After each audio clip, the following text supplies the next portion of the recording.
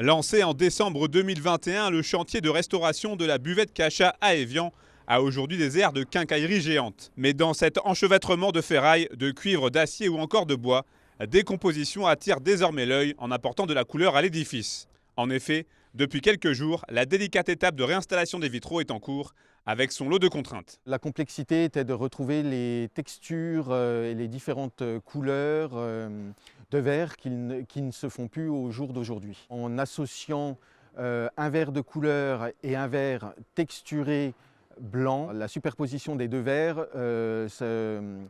s'accommodait bien avec la teinte ancienne en fait.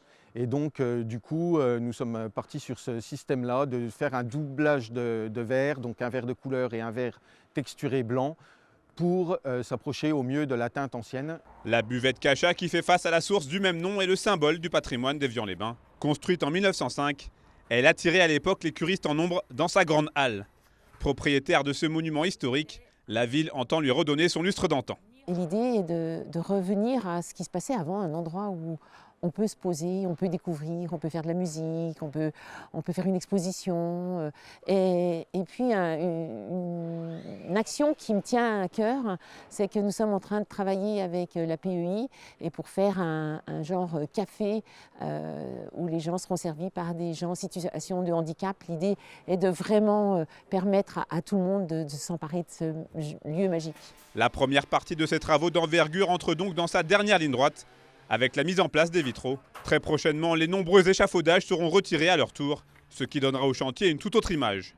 Il sera alors temps de s'attaquer aux phases suivantes, l'objectif étant une inauguration à l'été 2025. On sera dans les temps. En octobre, la phase de la reconstruction du promenoir, donc sur ce côté, c'est l'aile du U, pour refaire le U, une aile qui avait brûlé dans les années 60. Après la phase 4 qui va être les travaux de l'intérieur, tout ce qui est seconde œuvre, et puis la dernière phase, le parvis et l'aménagement extérieur.